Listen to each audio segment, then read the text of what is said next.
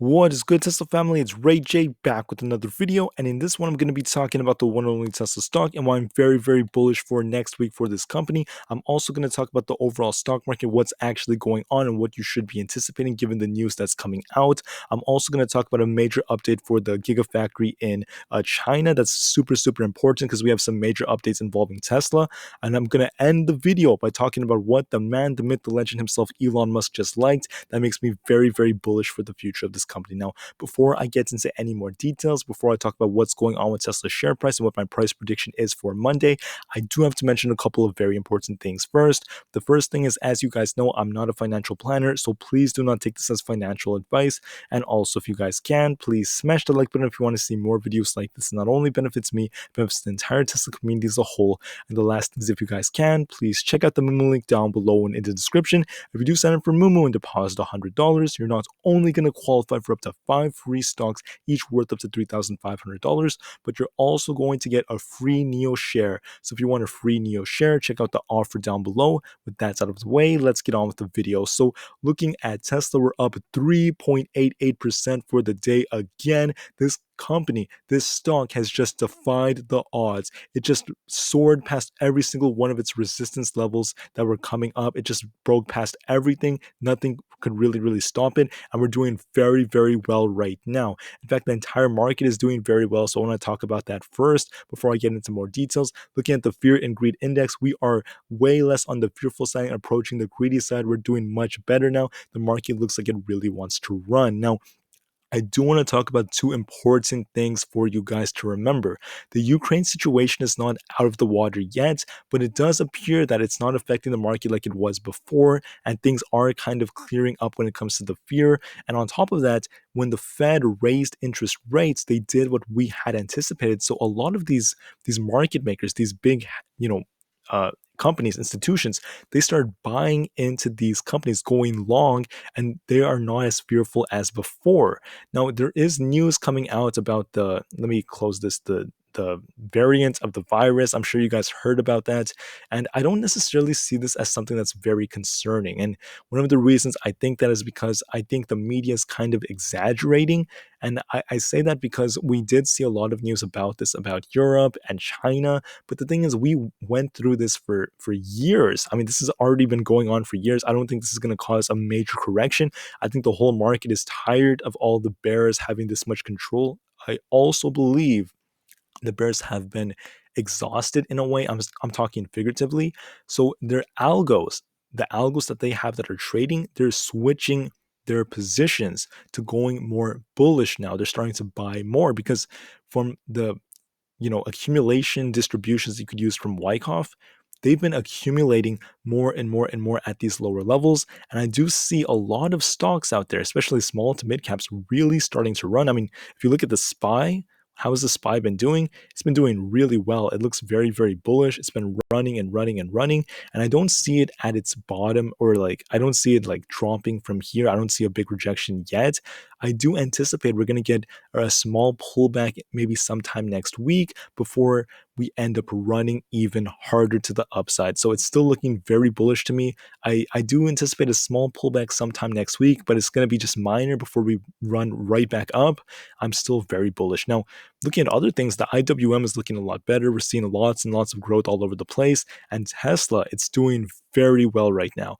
Very well. And I'm very bullish. Now, I did make a previous video, but I'm going to be real with you guys. I was not in my best of states in my last video. I was very sick. And when I was looking at the chart, I made a slight mistake. I told you guys that I did see a pullback. That's actually not what I see now. I do see the pullback coming in maybe within the next 2 weeks, a slight pullback, but I don't see it coming maybe like on Monday or anything like that. I did make that slight mistake. My view has changed. However, I'm very bullish. So I apologize for that. I was not feeling well. I'm doing much better now. I'm thinking much more straight, and I can see that this thing looks very bullish. Very bullish. Now, where do I see the share price going? Well, going into the past, right? If you used a Fibonacci retracement chart, you'd be able to see support and resistance at these different ranges. And we were able to calculate where the resistance would have been.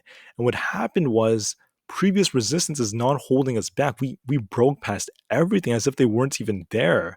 This thing is a monster. and it really wants to run. It's super, super bullish. So what's happening is we have to go really far back, right? And you can see previous resistance, which I think is where we're going to be going to next.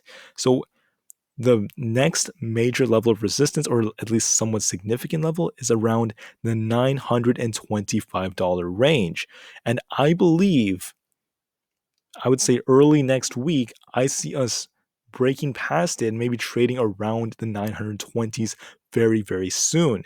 And I'm a lot more bullish than bearish. Although I did say that there could be a pullback coming, it's probably going to come on one of the days for the next 2 weeks. One of those days is probably going to come, but it's just going to be a small dip before we rip right back up.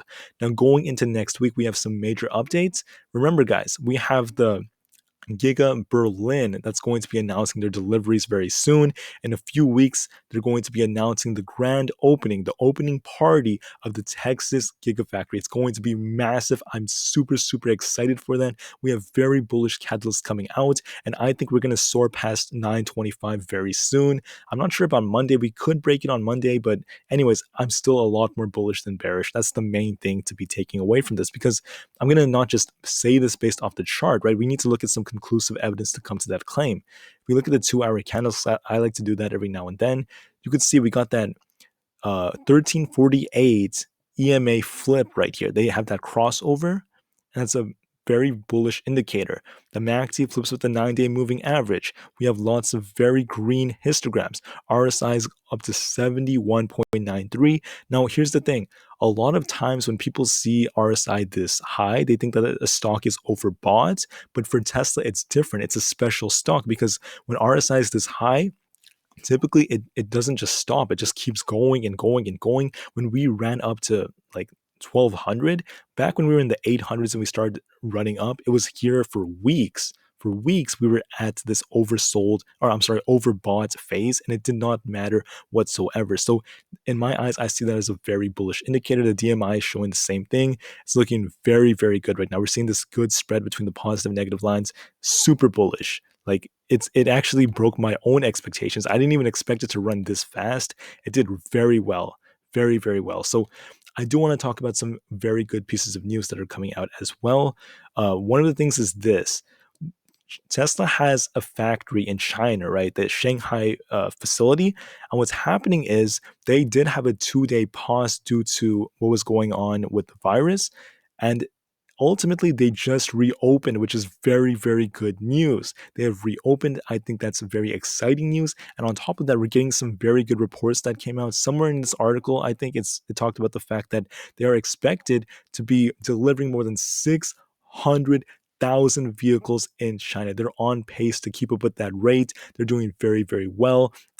They already produced like 470,000 in total in China, and they are just going to absolutely kill it. So they are going to be making more investments in China as well to improve their plants and improve their means of production. So that to me is going to be very good news going forward as well, because as you guys know, China is currently the biggest EV market in the world, and they are just killing it. Now, I also want to talk about this. Now, I know this is maybe more long term, but at the end of the day, Tesla could eventually start making flying aircraft. That's what many analysts are talking about. I don't see it happening yet. Like, we haven't seen too many signs about that, but in the future, this is what many analysts, one of the top guys from Morgan Stanley, known as Adam Jonas, he stated this, that he's very bullish. This is going to be huge too. So like I said, guys, very bullish news. Super, super exciting. Now, going into the short term, like I said, I do expect us to start trading around 925. That is going to be a major level of resistance. It may take some time for us to break it. It may take